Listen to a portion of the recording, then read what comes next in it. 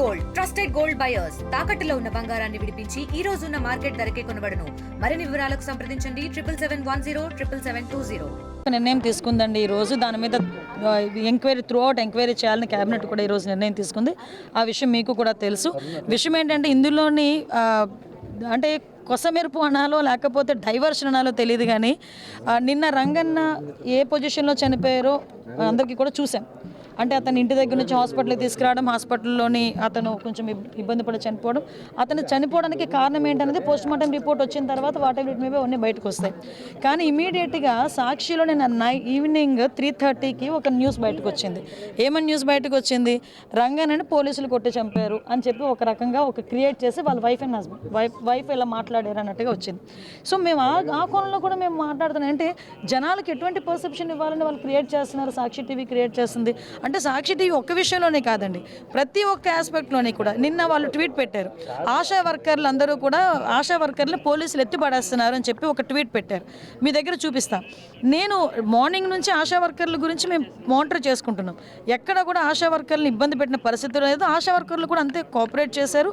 ఎక్కడ కూడా ఎటువంటి ఇబ్బంది రాలేదు.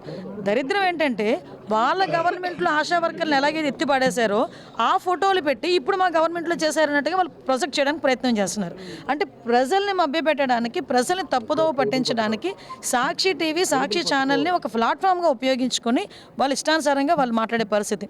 ఇదే కాదండి, నిన్న ఎవరో మాట్లాడుతూ వరద కళ్యాణ్ ఏదో మాట్లాడుతూ నేనేదో ఆడబిడ్డ నిధి గురించి మాట్లాడానని ఒక ట్వీట్ పెట్టారు.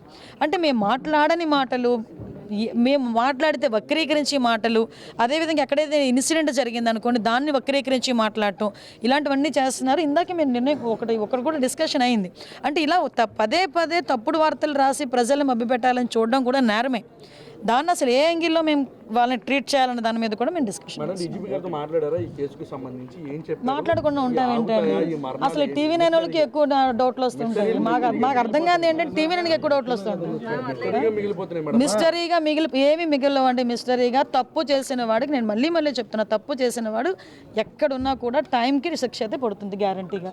అది మీరు ఎన్ని ఏదంటారు కదా, కొంగ జపాలు చేసినా తల కింద తపస్సులు చేసినా కూడా తప్పు చేసిన వాడు తప్పించుకునే పొజిషనే కాదు. అది మాత్రం మనం గ్రహించుకుంటాం.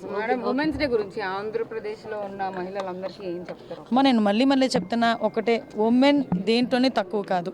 మనం నిజంగా నిన్న కూడా ఒక మీటింగ్లో చెప్పాను, ఒక బిడ్డని జన్మనిచ్చే శక్తి ఆ భగవంతుడు మనకిచ్చాడు. అదే పెద్ద వరం. ఇందాక డిస్కషన్లో కూడా చూస్తే మెంటల్గా, ఫిజికల్గా కూడా మగవాళ్ళ కన్నా బలంగా ఉండేది మహిళలే. అటువంటి మహిళలు మేమేమీ చేయలేము, మాకేమీ చేత కాదు అనుకున్న నాళ్ళు ఇంట్లోనే కూర్చుంటారు. మేము ఏదైనా చేయగలం, మాకు ఏదైనా చేతనవుతుంది అని మన బిడ్డల గురించి, మన సొసైటీ గురించి, మీ గురించి బయటకు వచ్చి పోరాడిన రోజు ఏదైనా మనకు సాధ్యమవుతుంది. నేను ఒకటే చెప్తున్నా, మనం ఆడపిల్లగా పుట్టినందుకు గర్వపడండి. మన సొసైటీలో మన ఆడవాళ్ళని మనం గౌరవించుకోవాలి. అట్ ద సేమ్ టైం ధైర్యంగా ఉండండి, మీకు మీరులా ఉండండి. ఇదొకటే నేను చెప్పగలను. మరిన్ని వీడియోస్ కోసం ఛానల్ ని సబ్స్క్రైబ్ చేయండి. లేటెస్ట్ అప్డేట్స్ కోసం వాట్సాప్ ఛానల్ ని ఫాలో అవ్వండి. ఆ లింక్ డిస్క్రిప్షన్ లో ఉంది.